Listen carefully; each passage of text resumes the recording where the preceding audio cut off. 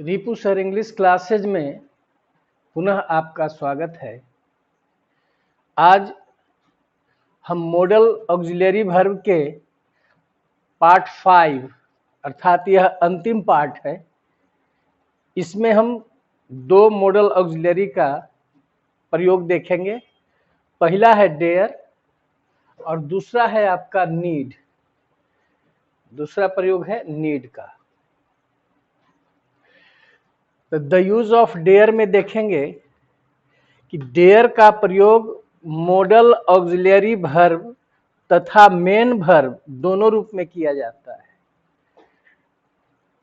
ये जो डेयर जो है इसका दो तरह से प्रयोग होता है, मॉडल के भी रूप में और मेन वर्ब के रूप में। डेयर का पास्ट टेंस डेयर्ड होता है। डेयर का पास्ट टेंस डेयर्ड। अब एग्जाम्पल देखेंगे। ही डेयर्स, देखिए सब्जेक्ट के अनुसार जो वर्ब आ गया, सब्जेक्ट के अनुसार जो भी वर्ब आ गया वह वर्ब मेन वर्ब हो गया, जिसको फाइनाइट वर्ब भी कहा जाता है। तो मेन वर्ब के रूप में यहां पर ये आया, ही डेयर्स टू स्पीक इंग्लिश।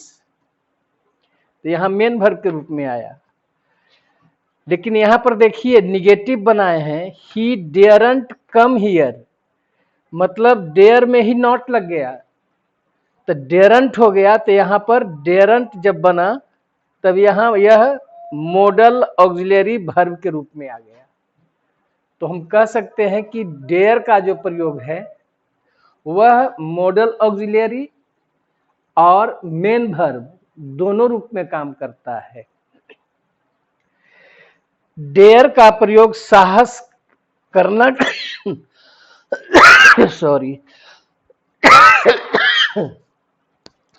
साहस करना के अर्थ में किया जाता है।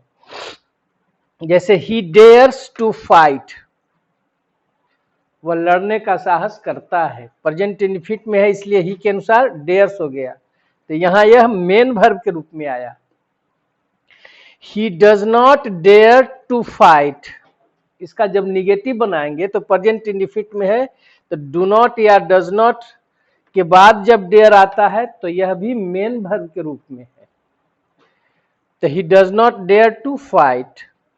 ही डेयरंट फाइट, इसका निगेटिव ऐसे ही बना सकते हैं। He does not dare to fight को डू नॉट या डज नॉट के जगह पर सीधे कर देंगे डेयरंट। तो डेयरंट जब करेंगे तो वर्ब के पहले टू नहीं लगेगा। ही डेयरंट फाइट। यहां पर देखिए यह जो है सो मॉडल ऑक्सिलरी के रूप में आ गया। इंट्रोगेटिव बनाएंगे तो does he dare to fight, तो डू डज आगे निकला हुआ है, इसका मतलब यह मेन वर्ब के रूप में है डेयर। लेकिन इंट्रोगेटिव में डेयर को ही आगे अगर कर देंगे, इसको दो तरह से इंट्रोगेटिव बनाएंगे, तो डेयर को ही आगे कर देंगे डेयर ही फाइट, तो यह जो है सो मॉडल ऑक्सिलरी के रूप में आ गया। तो डेयर जब इंट्रोगेटिव में शुरू में आता है तब वर्ब के पहले टू नहीं लगेगा, इसको ध्यान देखना है। तो does he dare to fight को हम इंट्रोगेटिव इस ढंग से ही बना सकते हैं, डेयर को ही आगे निकाल करके डेयर ही फाइट। तो डू डज निकाल करके तब डेयर लिखते हैं तो यह डेयर जो है सो मेन वर्ब है, इसके बाद टू प्लस भी आएगा। लेकिन डेयर को इंट्रोगेटिव में अगर हम आगे निकालते हैं तो सब्जेक्ट के बाद सिर्फ V1 आएगा। तो डू डज के बाद जब डेयर आता है तो मेन वर्ब, डेयरंट लगता है तो मॉडल ऑक्सिलरी वर्ब, इंट्रोगेटिव में डेयर आगे निकलता है तो वह भी मॉडल ऑक्सिलरी वर्ब के रूप में काम करेगा। अब इसको WS से देखते हैं। How does he dare to fight, do does लगा हुआ है तो डेयर मेन वर्ब के रूप में है, वह लड़ने का साहस कैसे करता है। अब इसको ऐसे ही बना सकते हैं, हाउ डेयर ही फाइट, जब हाउ डेयर सीधे आ गया तो वर्ब के पहले टू नहीं लगेगा। तो डू डज के बाद डेयर आया तो मॉडल ऑक्सिलरी वर्ब नहीं होगा, वह मेन वर्ब होगा। और हाउ के बाद डायरेक्ट डेयर आ गया तब यह मॉडल ऑक्सिलरी वर्ब के रूप में हो जाएगा, मॉडल ऑक्सिलरी वर्ब। MAV मतलब मॉडल ऑक्सिलरी वर्ब के रूप में होगा। तो प्रेजेंट टेंस में हमने इसका प्रयोग देखा। अब डेयर का पास्ट टेंस डेयर्ड होता है। अब पास्ट में देखिए, he dared to go there alone, उसने वहां अकेले जाने का साहस किया। डेयर्ड साहस किया या साहस करता था, दोनों हिंदी हो सकता है। साहस किया या करता था।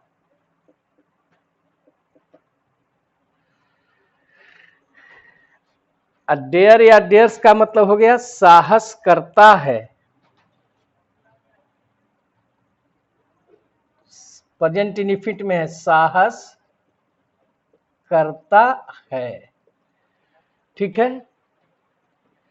अब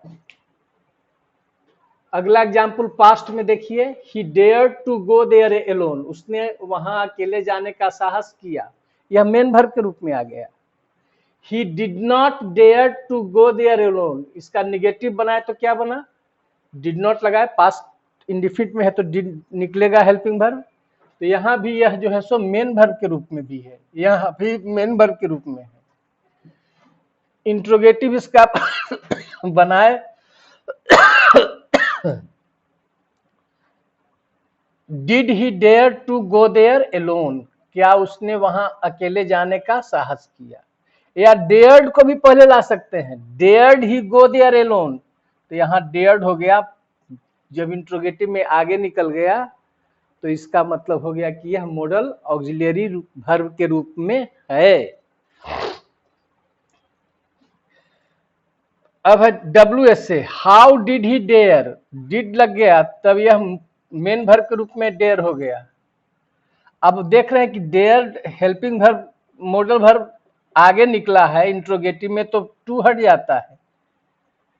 how did he dare to go there alone, तो हाउ डिड जब पास्ट इंडिफिनिट में WH के साथ डिड के साथ आता हो, डिड लग करके डेयर, तो वह मेन वर्ब के रूप में। लेकिन इसी को देखिए, हाउ डेयर्ड ही, तो यह मॉडल ऑक्सिलरी वर्ब हो गया।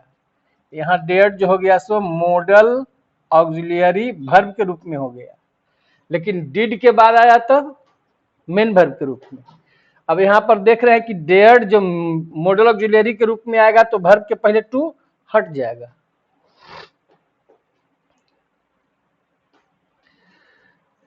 नोट में याद रखिएगा, आई डेयर से, आई डेयर से का मतलब होता है मैं उम्मीद करता हूं। जैसे आई डेयर से दैट, मैं उम्मीद करता हूं या आशा करता हूं, that this boy is innocent, यह लड़का जो है सो इनोसेंट है, निर्दोष है। तो आई डेयर से का मतलब आई होप। अब देखिए इसे यहां पर कि डेयर के पहले और मॉडल का भी प्रयोग कर सकते हैं। जैसे ही कैन डेयर, वह साहस कर सकता है। ही मस्ट डेयर, वह अवश्य साहस करेगा। ही शुड डेयर, उसे साहस करना चाहिए। ही में डेयर, वह साहस कर सकता है, संभावना है, में से संभावना व्यक्त होता है। ही में डेयर, वह साहस कर सकता है। तो इसका मतलब कि डेयर के पहले भी और मॉडल ऑक्सिलरी का प्रयोग कर सकते हैं। ही विल डेयर, वह साहस करेगा। ही मस्ट डेयर, वह साहस अवश्य करेगा। ही शुड डेयर, उसे साहस करना चाहिए। ही मे डेयर, वह साहस कर सकता है, संभावना। ही कैन डेयर, वह साहस कर सकता है, मतलब उस कैन से क्षमता का यहां पर बहुत बताया।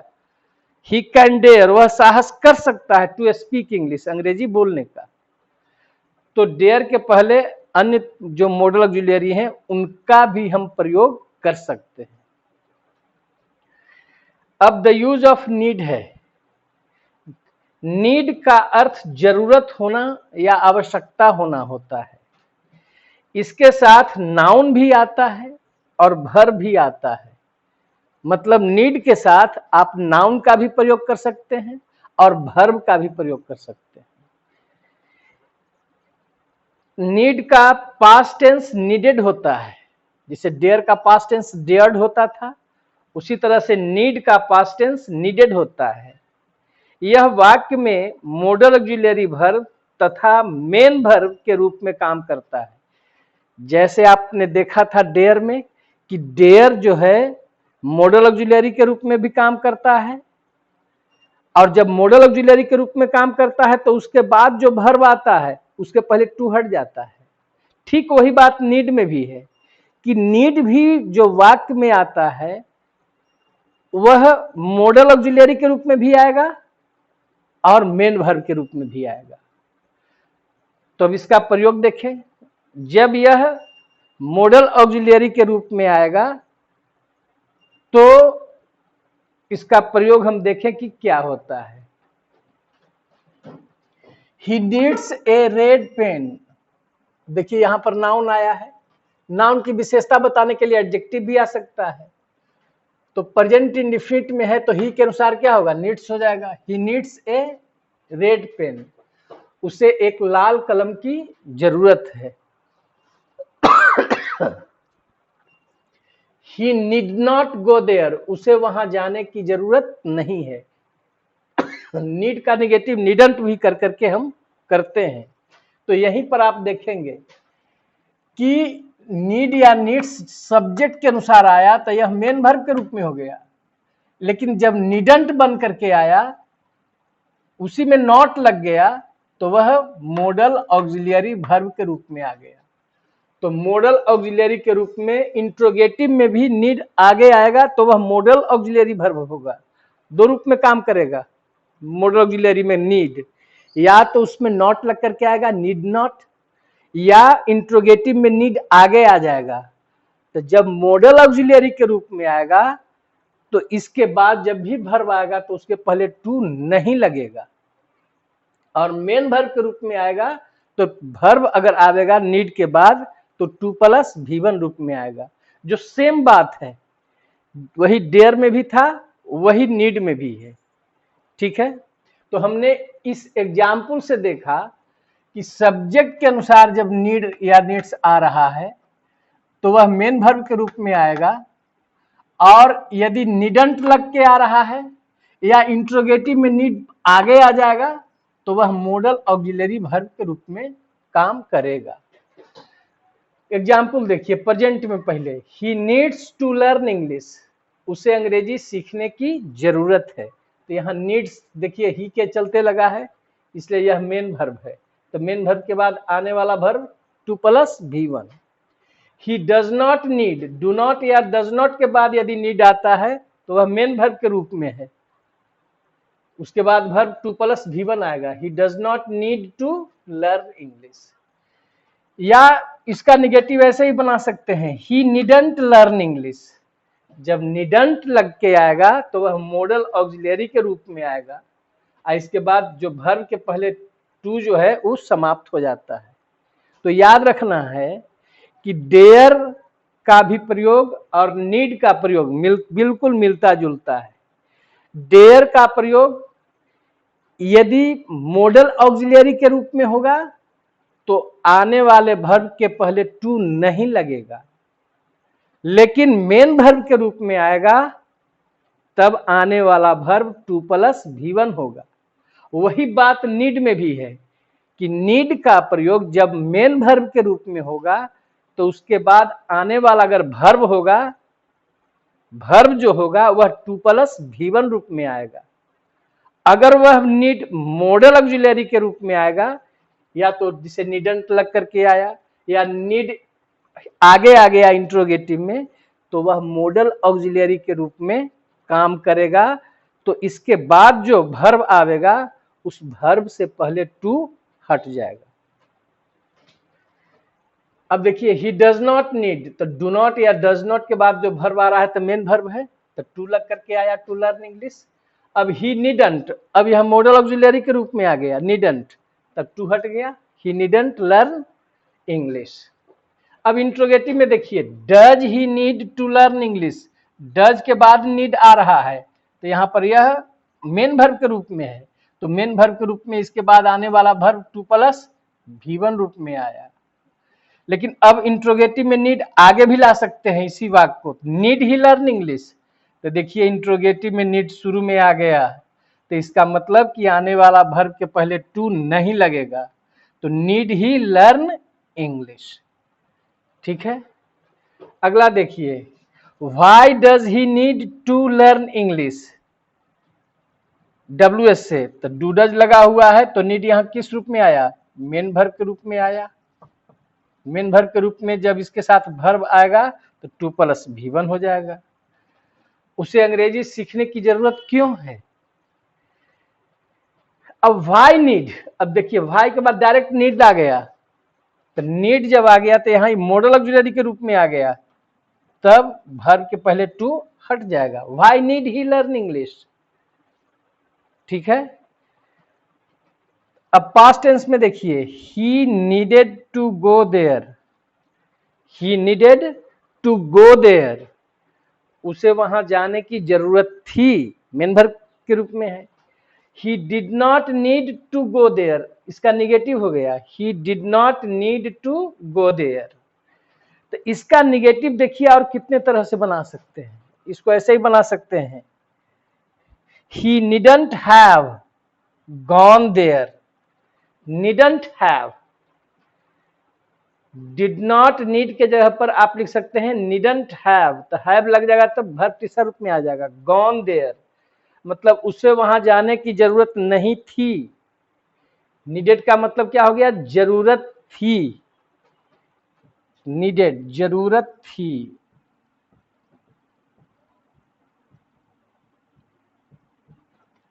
नीड या नीड्स का मतलब क्या होता है, नीड या नीड्स का मतलब जरूरत है।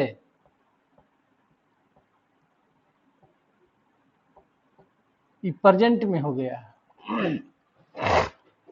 तो पास्ट में दोनों तरह से बना सकते हैं, he did not need to go there या ही नीडंट हैव।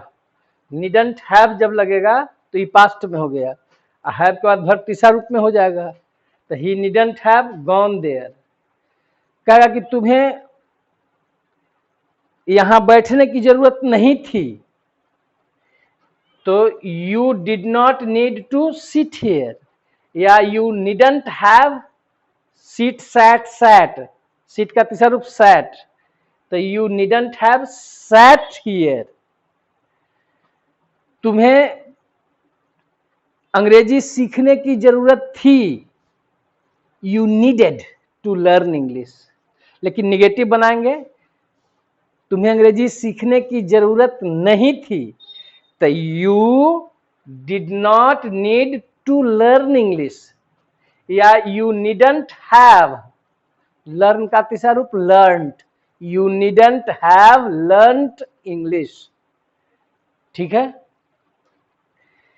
या एक तरह से और बना सकते हैं, कोई काम करने की जरूरत नहीं थी के, ही डिड नॉट हैव, यहां सिर्फ हैव का प्रयोग कर दीजिए, नीड लाने की जरूरत नहीं है, यहां हैव का मतलब हो गया जरूरत होना। तो he didn't have to go there, उसे वहां जाने की जरूरत नहीं थी। कोई काम करने की जरूरत नहीं थी, इसको आप तीन तरह से बना सकते हैं। कैसे कैसे बनाए यहां पर ध्यान देंगे, subject plus did not need plus 2+V1, दूसरा हो जाएगा subject plus needn't have plus V3, और तीसरा subject plus didn't have plus 2+V1, मतलब कोई काम करने की जरूरत नहीं थी, वैसे वाक्य को हम तीन तरह से बना सकते हैं। अब इंट्रोगेटिव में देखिए, did he need to go there, did आगे निकल गया, तो यहां पर नीड कौन रूप में आ गया, मेन वर्ब के रूप में। डिड पहले निकला, डू डज डिड सब आगे निकल जाता है, तो इस स्थिति में यह मेन वर्ब के रूप में।